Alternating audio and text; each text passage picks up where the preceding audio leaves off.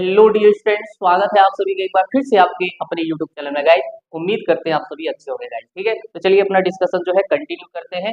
Previous lecture में मैंने जो है बहुत सारे क्वेश्चंस ऑलरेडी जेईई मेंस के सॉल्व किए थे, उसी चीज को अपन आगे कंटिन्यू करते हैं गाइस। ठीक है, तो यहाँ पे क्वेश्चन जो दे रखा है आपको स्क्रीन पे भी दिखेगा, आप रीड कर सकते हो गाइस। ठीक है, क्वेश्चन क्या है? The net magnetic field at point O due to the two infinite current carrying wire shown in the figure is. Clear है गाइस? यहाँ पे आपको क्या दे रखे हैं? दो इनफाइनाइट वायर दे रखे हैं। क्लियर है? एक में जो करंट फ्लो हो रहा है दैट इज 5 एम्पियर, दूसरे में कितना फ्लो हो रहा है? 4 एम्पियर। ठीक है, दोनों का जो डायरेक्शन है अपोजिट सेंस, राइट। दोनों के बीच का सेपरेशन आपको 6 सेंटीमीटर दे रखा है। ठीक है, अच्छा यहाँ पे मेंशन कर देते हैं दिस इज 6 सेंटीमीटर। और इस वायर से वो पॉइंट जो O है कितने सेंटीमीटर डिस्टेंस पे है? 4 सेंटीमीटर। ठीक है, तो ये जो है आपको गिवन है ऑलरेडी। ठीक है, now our task is to find magnetic field due to both wire at point O। ठीक है, तो बेटा यहाँ पे एक चीज आपको समझनी है, इनफाइनाइट वायर की वजह से किसी डिस्टेंस r पे जो मैग्नेटिक फील्ड दी जाती है किससे दी जाती है? Mu naught I divided by 2 pi r, where r is the distance. ठीक है, इसका जनरल फार्मूला अगर मैं बोलूं तो आपको पता है क्या होता है? v equal to mu naught I divided by 4 pi into capital R small r जो भी आपको लेना है sine theta 1 plus sine theta 2। ठीक है, अगर इनफाइनाइट वायर है तो यहाँ पे थीटा 1 थीटा 2 की वैल्यू क्या हो जाती है गाइस? 90 और 90 90 क्या हो जाएगा? 1 प्लस 1 2 हो जाएगा। साइन 90 1 होता है, 1 प्लस 1 2 और ऊपर नीचे 2 2 2 से 4 कैंसिल हो जाएगा। ठीक है, तो यहाँ पे क्या आ जाएगा? 2 पाई r। ठीक है, तो आई होप ये चीज आपको समझ आ गई होगी। ठीक है, तो ये फार्मूला जो हम यहाँ पे लगाने वाले हैं। ठीक है, तो यहाँ पे सबसे पहले इसको नाम दे दिया 1 एंड दिस इज 2, तो V1। क्लियर है? अगर मैं बी नेट लिखूं यहाँ पे तो बी नेट आप लिख सकते हो B1 प्लस B2, डायरेक्शन के साथ लिखनी। ठीक है, डायरेक्शन के साथ आप लिख सकते हो, बाद में जो है आंसर आपको उसने मैग्नीट्यूड पूछा है तो अपन मैग्नीट्यूड की बात कर लेंगे। ठीक है, फिलहाल अभी तो अपने को डायरेक्शन के साथ निकालना पड़ेगा। ओके गाइस, तो यहाँ पे देखिए पहले वायर की वजह से O पॉइंट पे मैग्नेटिक फील्ड अपन निकालते हैं। ठीक है, तो करंट की डायरेक्शन अपना थंब करिए और फिंगर किसकी तरफ? O पॉइंट की तरफ, इनको कर्ल करिए। तो O पॉइंट पे फर्स्ट की वजह से मैग्नेटिक फील्ड किधर है? अंदर। ठीक है, तो अंदर वाली डायरेक्शन जो है मैं माइनस ले रहा हूँ। ठीक है, तो कितना आएगा आंसर? म्यू नॉट, करंट कितना है? 5 एम्पियर। ठीक है, डिवाइडेड बाय कितना? 2 पाई, आर कितना है? 6 प्लस 4 10 सेंटीमीटर। क्लियर है? आई होप ये चीज आपको समझ आई होगी। और यहाँ पे डायरेक्शन की अगर लिखना चाहो तो क्या लिख सकते हो? माइनस का एक है। क्लियर? अच्छा, इसकी वजह से देखो भाई, इसमें देखो करंट किधर है? नीचे, करंट इधर है और फिंगर्स किधर करना है? पॉइंट की तरफ। देखो यहाँ पे ध्यान से, तो इसकी वजह से मैग्नेटिक फील्ड किधर आ रही है? बाहर की तरफ, बोले तो प्लस के है। तो क्या लिखोगे? म्यू नॉट, करंट कितना है? 4 ampere divided by 2 pi, distance कितना है? 4 सेंटीमीटर। ओके, डायरेक्शन प्लस का ठीक है, हो गया सॉल्व। ठीक है, तो बहुत अपन फास्ट कर सकते हैं भाई। ठीक है, तो मैग्नीट्यूड की बात कर रहे हैं तो अपन बाद में इसको सॉल्व कर लेंगे। ठीक है, तो आई होप ये चीज आपको समझ आ गई। ठीक है, तो मैं इसको यहाँ पे मिटा देता हूँ। ठीक है, तो आई होप गाइस आपको सॉल्यूशन से समझ आया होगा। ठीक है, तो सिंपल सा क्वेश्चन था, कोई टफ नहीं है। ठीक है, अब इसको सॉल्व कर लीजिए, you will get your answer. ठीक है, तो कॉमन क्या आ रहा है? जो कॉमन आ रहा है उसको बाहर निकाल लीजिए, क्या? Mu naught. ठीक है, और क्या आ जाएगा? 2 पाई बाहर आ जाएगा, अंदर क्या बचेगा? 5, बोले तो 1/2, 5 10 जा 5, ओ सॉरी 5 2 जा 10। क्लियर है? और यहाँ पे चाहो माइनस, और यहाँ पे क्या हो जाएगा? प्लस कितना? 4 से 4 कैंसल आउट हो जाएगा, यहाँ पे बचेगा 1 और बाहर आएगा प्लस का। क्लियर है? तो आपका जो आंसर आएगा म्यू नॉट डिवाइडेड बाई 2 पाई, और यहाँ पे कितना हो जाएगा? 1/2। क्लियर है? आई होप ये चीज आपको समझ आ गई। ओके, तो ये आपका ये आ जाएगा। अब यहाँ पे क्या हो जाएगा? म्यू नॉट और डिवाइडेड बाई क्या हो जाएगा? 4 पाई। ठीक है, अब यहाँ पे जो यूनिट अपने को नीचे दे रखा था सेंटीमीटर में, लेकिन आंसर जो आ रहा है इसमें इसमें SI में आ रहा है, तो SI के लिए आपको क्या करना पड़ेगा? यहाँ पे 10 टू पावर माइनस का 2 था। क्लियर है? सेंटीमीटर को मीटर में कन्वर्ट करोगे तो आपको ये आ जाएगा। ठीक है, अभी ऊपर जाएगा, हमें पता है म्यू नॉट डिवाइडेड बाई 4 पाई की जो वैल्यू होती है डायरेक्ट 10 टू पावर माइनस 7। ठीक है, तो 10 टू पावर माइनस 7 और ये माइनस 2 ऊपर जाएगा तो प्लस, तो 1 मल्टीप्लाई 10 टू पावर में इसको लिख सकता हूँ माइनस का 5 टकला, बोले तो टेस्ला। ठीक है, तो इस नदी पर this is the unit of magnetic field. Clear है? ऐसा ही। ठीक है, तो देख लीजिए आपको option A is the correct answer. ठीक है, आपकी जो मैग्नेटिक फील्ड का मैग्नीट्यूड एट पॉइंट O जो आएगा that is given as 1 multiply 10 to power minus 5 tesla. Clear है? तो आई होप ये सोल्यूशन आपको अच्छे से क्लियर हो गया होगा। ठीक है, तो चलिए बढ़ते हैं नेक्स्ट क्वेश्चन। ठीक है, चलिए ओके, नेक्स्ट क्वेश्चन जो है नेक्स्ट क्वेश्चन देख सकते हो आप, बहुत ही प्यारा क्वेश्चन है। यहाँ पे क्वेश्चन क्या है, for the electric dipole shown in the figure. Clear है, यहाँ पे इलेक्ट्रिक डाइपोल जो आपको गिवन है, the electric field and the electric potential are E naught comma V naught at a distance R on the axis. मतलब यहाँ पे ये बोल रहा है कि जो डाइपोल है, डाइपोल के एक्सिस पे बोले तो एक्सियल कंडीशन, एक्सियल पॉइंट पे जो इलेक्ट्रिक फील्ड और पोटेंशियल है वो ई नॉट और वी नॉट दे रखा है eight A distance are.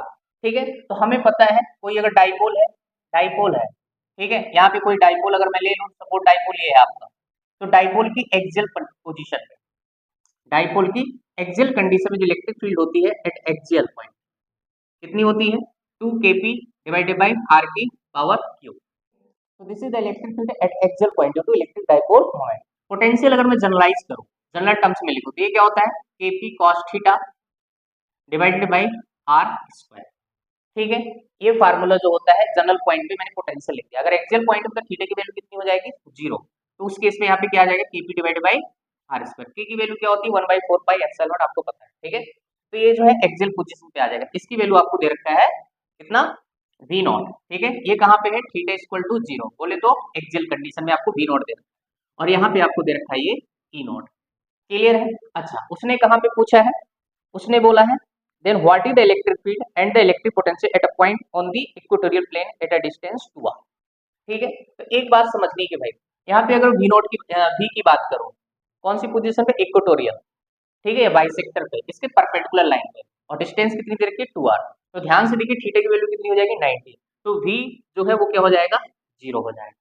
Clear है, तो v तो आपका 0 हो गया। तो अगर जिसको ये कॉन्सेप्ट आता था तो डायरेक्ट क्या कर सकता है, कुछ ऑप्शन जो है एलिमिनेट कर सकता था। ठीक है, तो पोटेंशियल क्या होगा, 0 होगा। तो यहाँ पे देखिए ए फर्स्ट, सेकेंड और फोर्थ, इन तीनों में जो है 0 मेंशन है। थर्ड ऑप्शन जो उसमें 0 नहीं है, तो 0 को क्या, सॉरी, थर्ड ऑप्शन को क्या कर सकते हो आप, एलिमिनेट कर सकते हो। ठीक है, तो 1, 2 और 4 में से ही कोई आंसर होगा। ठीक है, तो अब आपको देखना है कि इलेक्ट्रिक फील्ड कितनी होगी इक्वेटोरियल पोजीशन पे। तो इक्वेटोरियल पोजीशन पे इलेक्ट्रिक फील्ड क्या होती है guys, kp divided by R की पावर क्यू। ई नोट के टर्म्स में देना है, डिस्टेंस आपको दे रखा है 2r। क्लियर है, तो kp डिवाइडेड बाई 2r की पावर क्यू हो जाएगा। तो आपका आंसर क्या आएगा, kp डिवाइडेड बाई 8r की पावर क्यू। ठीक है, तो यहाँ पे ई नोट के टर्म्स में आंसर क्या आ जाएगा, ई नोट के टर्म्स में अगर आंसर आप यहाँ पे दोगे तो आपका आंसर आ जाएगा गाइस, इसको मिटा देता हूँ, कितना आ जाएगा, ई इक्वल टू kp, ऊपर नीचे अगर 2 से मैं मल्टीप्लाई और डिवाइड करूँ तो नीचे आएगा 16r क्यू। ठीक है, तो यहाँ पे ई इक्वल टू क्या आ जाएगा, ध्यान से देखिए, 2kp डिवाइड बाई आर क्यू मल्टीप्लाई 1/16। तो आंसर क्या आएगा, देखो यहाँ पे इसकी जगह मैं रख सकता हूँ ई नॉट, तो e naught divide by 16 is the correct answer. ठीक है, यहाँ पे देख लीजिए कौन से ऑप्शन में आपका मेंशन है, that would be your answer. ठीक है, तो option A is the correct answer. ठीक है, और ऑप्शन ए में जो है ई की वैल्यू ई नॉट बाई 16 है, और वी नॉट आपका, मतलब सॉरी, वी जो है इक्वेटोरियल पोजीशन पे आपका 0 है। ठीक है, तो option A is the correct answer. ठीक है, तो आई होप गाइस ये सोल्यूशन आपको समझ आया होगा। एकदम कॉन्सेप्चुअल प्रॉब्लम इसने पूछा है भाई। ठीक है, बड़ा ही सिंपल है, और वैसे भी आपको रिजल्ट ही लिखाया जाता है क्लास में कि इक्वेटोरियल पोजीशन और एक्सियल पोजीशन पे आपका पोटेंशियल क्या होता है। ठीक है, अगर जनरलाइज करके आप लिखना चाहो तो ये भी लिख सकते हो, किसी एंगल आर कॉमा थीटा पे। ठीक है, तो आई होप ये सोल्यूशन आपको गाइस समझ आया होगा। ठीक है, चलिए बढ़ते हैं नेक्स्ट क्वेश्चन। ठीक है, तो बहुत ही प्यारे क्वेश्चन है गाइस। ठीक है, सारे क्वेश्चन रिसेंटली पूछे गए हैं। ठीक है, अगर आप एक बार इनको सॉल्व कर लेते हो तो आपको आइडिया लग जाता है चीजों का, और आपको ये भी पता चलता है कि क्वेश्चन जो है कहाँ से ज्यादा पूछे जा रहे हैं। ठीक है, चलिए गाइस बढ़ते हैं नेक्स्ट क्वेश्चन की तरफ। ठीक ठीक है, सर्किट वाले क्वेश्चन जो हम लास्ट में करते हैं, पहले सिंपल सिंपल क्वेश्चन यहाँ पे कर लेते हैं गाइस। ठीक है, नेक्स्ट क्वेश्चन जो है आपका प्रोजेक्टाइल से, बहुत ही सिंपल क्वेश्चन है, एनईटी टाइप में आया हुआ था। ठीक है, न्यूमेरिकल आंसर टाइप में। ठीक है, इसमें ऑप्शन नहीं गिवन है, आप स्क्रीन पे देख सकते हो। क्वेश्चन क्या है, a projectile is fired with the speed of 20 metre per second at an angle of 60 degree with the horizontal. ठीक है, एंगल कहाँ से दे रखा है, हॉरिजॉन्टल से है। ठीक है, the speed at the highest point of the trajectory is x metre per second, then the value of n। ओ भाई कितना प्यारा क्वेश्चन है। ठीक है, तो प्रोजेक्टाइल में आपको सिखाया जाता है this is y axis, this is x axis. किसी पार्टिकल को जो है कितने रफ्तार से, 20 मीटर पर सेकंड की रफ्तार से, या फिर नीचे रफ्तार दे रखा है, एंगल कितना दे रखा है यहाँ पे, 60 डिग्री दे रखा है। ठीक है, यहाँ पे इसको फेंका जाता है, जब ये पार्टिकल जाएगा तो ऐसा पाथ लेगा। ठीक है, तो उसने पूछा इस मैक्सिमम हाइट पे, मैक्सिमम हाइट पे बच्चे कई सोचते हैं कि यहाँ पे मैक्सिमम हाइट पे क्या होगी, स्पीड 0 होगी। ठीक है, वो मोशन अंडर ग्रेविटी वाला कंसीडर कर लेते हैं, जो कि बात ये गलत है। ठीक है, ये आपको जो है क्लास में अच्छे डिटेल में सिखाया जाता है। ठीक है, कि यहाँ पे जो होता है प्रोजेक्टाइल के केस में बेटा, ये मोशन इन प्लेन होता है, यहाँ पे दो वेलोसिटी आती है। ठीक है, तो मैक्सिमम हाइट पे आपकी वी वाई फाइनल 0 होती है, लेकिन एक्स में क्या होती है, एक्स में वही होगी जो इनिशियल है, क्योंकि एक्स में वेलोसिटी आपकी कांस्टेंट होती है अगर एयर स्पेस वगैरह नहीं है, ठीक है। और कितनी होगी, यू कॉस थीटा। तो सिंपल सा आपको जो है कॉन्सेप्ट अगर अच्छे क्लियर है तो आप डायरेक्ट निकाल सकते थे, है ना, कुछ ही सेकंडों में। तो वी एक्स आपको कितना आ जाएगा गाइस, यू कितना था 20 इनिशियल वेलोसिटी, एंगल कितना दे रहा cos 60, cos 60 कितना हो जाएगा 1/2 means 10 metre per second is the correct answer, ठीक है। तो this is the simple question, ठीक है। आई होप आपको समझ आया होगा, ठीक है, बहुत ही प्यारा कॉन्सेप्ट है, ठीक है। तो प्रोजेक्टाइल से रिलेटेड सारी चीजें जो है आपको अच्छे से आनी चाहिए भाई, ठीक है। यहाँ से क्वेश्चन आजकल बहुत पूछ रहे हैं, ठीक है। चलिए आगे बढ़ते हैं बेटा, ठीक है। चलिए नेक्स्ट क्वेश्चन की तरफ अपन बढ़ते हैं, ठीक। नेक्स्ट क्वेश्चन जो है यहाँ पे हम ले रहे हैं डिस्प्लेसमेंट करंट से आया हुआ है, ठीक है। इलेक्ट्रोमैग्नेटिक वेव जो आप पढ़ते हो उसी में आपको डिस्प्लेसमेंट करंट पढ़ाया जाता है। तो डिस्प्लेसमेंट करंट भी बहुत इंपॉर्टेंट है, वहीं से क्वेश्चन इसमें पूछ लिया है भाई, ठीक है। क्वेश्चन क्या है आप देख सकते हो, डिस्प्लेसमेंट करंट है ना, कैपेसिटर ऑफ एरिया जो दे रखा है 16 सेंटीमीटर स्क्वायर, ठीक है। जो कैपेसिटर है उसका एरिया दे रखा है 16 सेंटीमीटर स्क्वायर, ठीक है, area of the capacitor plate, ठीक है। और करंट आपको आईडी कितना दे रखा है 6 ampere, displacement current eight an instant मतलब किसी टाइम पे, ठीक है। Find the displacement current across area 3.2 centimetre square, मतलब पहले A1 दे रखा था, A2 आपका जो है 3.2 सेंटीमीटर स्क्वायर कर दिया है, ठीक है। तो अब आपको यहाँ से निकालना है क्या कि आपका जो है डिस्प्लेसमेंट करंट कितना होगा, ठीक है। तो आई होप क्वेश्चन आपको गाइस समझ आ गया होगा, ठीक है। तो यहाँ पे सिंपल सा अपन क्या करेंगे, डिस्प्लेसमेंट करंट का जो फार्मूला होता है वो ID epsilon naught D phi E divided by dt होता है, ठीक है। तो कुछ नहीं करना है यार, वैसे भी एप्सिलॉन नॉट से आपको लेना देना नहीं, वो कांस्टेंट है, ठीक है। मीडियम तो अपन चेंज नहीं कर रहे हैं। फाई क्या है, फ्लक्स है, ठीक है। इलेक्ट्रिक फ्लक्स क्या होता है, D by D T E dot D A, ठीक है, ओके।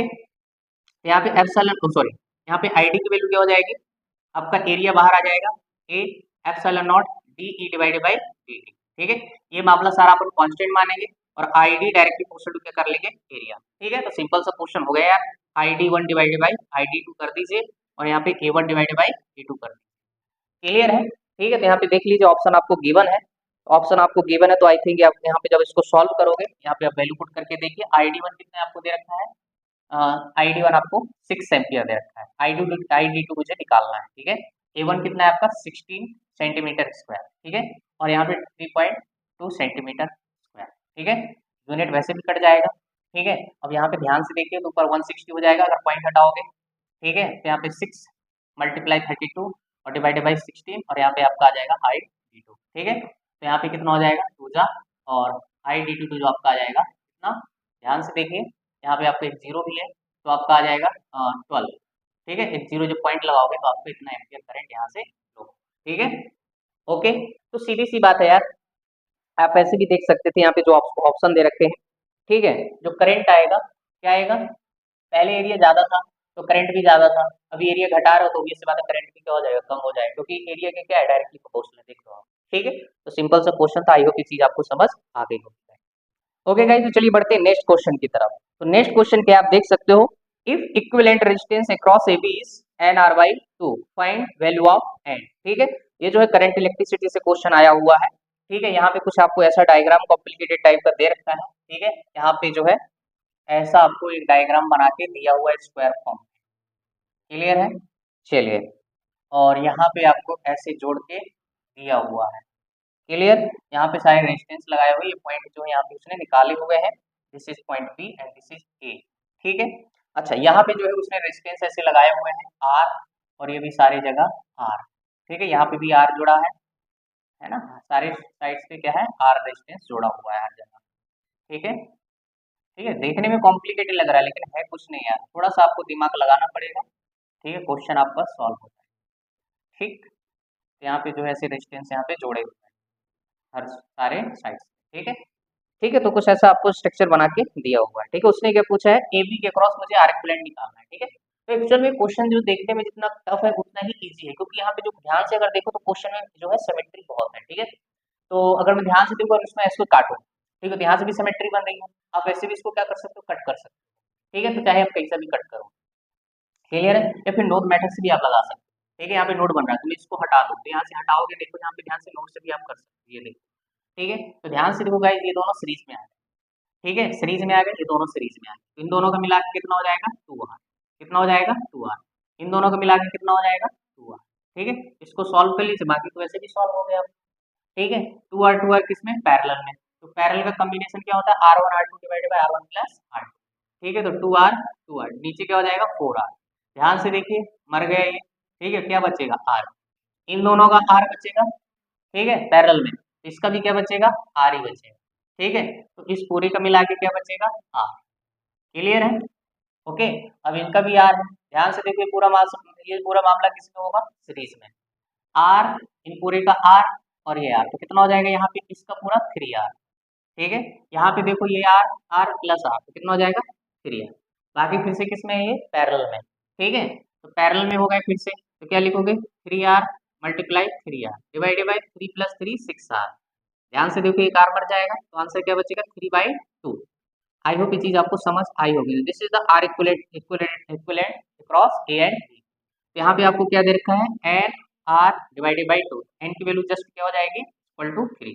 एनईडी टाइप क्वेश्चन था, तो एन की वैल्यू जो है आपको 3 फिल करनी है। ठीक है, तो आई होप ये चीज आपको समझ आई होगी। ठीक है, तो बड़ा ही प्यारा क्वेश्चन था यार, कुछ इसमें टफ बात नहीं थी। ठीक है, चलिए बढ़ते हैं गाइस नेक्स्ट क्वेश्चन की तरफ। ठीक है, आई होप ये सोल्यूशन आपको अच्छे से क्लियर हो गया हो। ओके, यहाँ पे क्या दे रखा है, in the RC circuit shown find value of I. Oh my God, यहाँ पे जो क्वेश्चन है, यहाँ पे जो क्वेश्चन दे रखा है आप देख सकते हो, यहाँ पे सर्किट बड़ा कॉम्प्लिकेटेड दे रखा है। ठीक है, यहाँ पे कैपेसिटर भी जोड़ा हुआ है, तो यहाँ पे जो कुछ ऐसा आपको एक सर्किट डायग्राम बना के दिया हुआ है। ठीक है, तो मैं आपको बना देता हूँ ताकि आपको इजीली समझ आए चीजें। ठीक है, अगर डायग्राम बनाएंगे तभी मैं आपको समझा पाऊंगा। ठीक, तो यहाँ पे ब्रांचेस देख लो कितनी है टोटल, 1, और एक यहाँ पे ब्रेक किया हुआ है 2। ठीक, यहाँ पे आपको पोटेंशियल लगाया हुआ है V। ठीक है, अच्छा यहाँ से करंट गया I, मुझे इसी की वैल्यू फाइंड करना है। ठीक है, यहाँ पे जो है एक रेजिस्टेंस लगाया हुआ है R। क्लियर है, ये जो है यहाँ से ऐसे जुड़ा हुआ है। ठीक, अच्छा यहाँ पे भी एक रेजिस्टेंस लगाया हुआ है, नीचे भी एक रेजिस्टेंस लगा हुआ है, यहाँ पे भी रेजिस्टेंस लगा हुआ है। ठीक है, और बच्चा देख के 110% डर जाता है भाई। ठीक है, दिमाग लगाता नहीं है, क्वेश्चन छोड़ के चलाता है भाई। ठीक है कुछ नहीं है, बस आपको कैपेसिटर की क्या आनी चाहिए, प्रॉपर्टी आनी चाहिए। ठीक है, और कैपेसिटर कहाँ पे लगाया, इसी के साथ कैपेसिटर भी जोड़ दिया है। ठीक है, बाकी जो है सिस्टम जो है ऐसा चल रहा है आपका, पूरा ऐसे बनाया हुआ है। ठीक है, यहाँ पे भी एक रेजिस्टेंस लगा दिया। ठीक है, बच्चा डर गया भाई। ठीक है, चलो बेटा, तो ये जो है आपको ऐसा यहाँ पे भी एक रेजिस्टेंस लगाया हुआ है। ठीक है, तो ये सारे आर आ रहा है, सारी रेजिस्टेंस। ठीक है, ऐसे डायग्राम बना के आपको दिया हुआ। ठीक है, तो आई होप ये चीज आपको क्लियर हो गई। ठीक, अब इसको सॉल्व करना है। ठीक है, मुझे आई की वैल्यू चाहिए। ठीक है, तो अब देखो यहाँ पे कैपेसिटर लगा है, कैपेसिटर लगा है तो ये हमेशा तो रहेगा नहीं, क्योंकि यहाँ पे डीसी सप्लाई है। अगर डीसी सप्लाई है तो जब कैपेसिटर चार्ज होता है, चार्ज हो जाता है, तो क्या आता है, वो सर्किट को क्या कर देता है, ब्रेक कर देता है, मतलब ओपन सर्किट की तरह बिहेव कर जाएगा। ठीक है, तो मतलब अगर मैं ध्यान से देखूँ, यहाँ पे जिस ब्रांच में कैपेसिटर लगा हुआ है, तो वहां का वहां से अपने को कोई लेना देना नहीं है। थोड़ी देर बाद क्या हो जाएगा, ये सर्किट यहाँ पे ब्लॉक हो जाएगा। ठीक है, इसको हटा दो, इसका यहाँ पे कोई काम नहीं, बस इतना ही सोचना था यार, इसमें कुछ भी नहीं था। ठीक है, अब इसको सॉल्व कर लो भाई साहब, ध्यान से देखो किसमें, सीरीज में दिख रहे हैं, 2R और ये R। ठीक है, तो मैं इसको क्या कर देता, इन दोनों को 2R जो है सीरीज जो है पैरेलल में हो जाएंगे, ये 2R हो जाएगा और ये दोनों पैरेलल में, तो कितना हो जाएगा, ध्यान से देखो 2R मल्टीप्लाई R। ठीक है, और डिवाइडेड बाई 3R हो जाएगा, R ने R को मार दिया। ठीक है, तो कितना आ जाएगा आपका 2R/3। क्लियर है, अब ये फिर से इसके साथ किस में आ जाएगा भाई, सीरीज में आ जाएगा। यहाँ पे R कर दीजिए, एलसीएम करोगे तो कितना आएगा 2R प्लस, मैं सीधा सीधा लिख देता हूँ 5R/3। ठीक है, तो ध्यान से देखिए, इसको फिर से रेस करता हूँ, मैं मिटा देता हूँ। ठीक है, तो आपका जो फाइनल रिजल्टेंट बनेगा, यहाँ पे फिर से जो आपका ये आया, इसके साथ किसमें हो जाएगा 5R/3, किसमें हो जाएगा, ये पैरेलल में हो जाएगा। ठीक है, तो पैरेलल में है तो क्या हो जाएगा 5R/3 into r divided by 5R/3 plus r. ठीक है, इसको सॉल्व करिए, you will get your answer. तो कितना हो जाएगा, ये तो आपको 5R²/3, ऊपर जाएगा 3, नीचे क्या बचेगा 8R। ठीक है, R ने R को मार दिया, 3 ने 3 को मार दिया, कितना बचेगा 5R/8। ठीक है, अब फिर से 5R/8 इसके साथ किसमें आ जाएगा, सीरीज में आ जाएगा, 5R/8 प्लस R। ठीक है, तो आंसर कितना आ जाएगा 5, ऊपर एलसीएम लोगे तो कितना आएगा 13R/8। ठीक है, तो आपका आर इक्विवेलेंट आ गया भाई। ठीक है, अब आर इक्विवेलेंट आ गया, तो यहाँ पे ऑप्शन दे रखे हैं, V के टर्म्स में आ रहा है। ठीक है, तो आप करंट निकाल सकते हो, तो करंट आपका सीधा सीधा कितना आ जाएगा, करंट V/आर इक्विवेलेंट। ठीक है, तो V आर इक्विवेलेंट कितना है 13R, ऊपर चला जाएगा 8। ठीक है, तो 8b/30 is the correct answer. ठीक है, तो आई होप ये सोल्यूशन आपको अच्छे से समझ आया होगा। तो बहुत ही प्यारा क्वेश्चन था यार। ठीक है, कुछ भी नहीं सोचना था, सिर्फ कैपेसिटर की आपको प्रॉपर्टी लगानी थी। ठीक है, डीसी में जो है कैपेसिटर वर्क नहीं करता, चार्ज होने के बाद सर्किट को क्या कर देता है, ब्लॉक कर देता है। ठीक है, आया समझिए, क्वेश्चन भी आपसे पूछा जा सकता है। ठीक है, चलिए आगे बढ़ते हैं बेटा। ठीक है, एक क्वेश्चन जो है आपका थिन फिल्म से पूछा गया है। ठीक है, चलिए आप क्वेश्चन देख सकते हो, ये क्वेश्चन जो है थिन फिल्म से आया हुआ है। ठीक है, चलिए,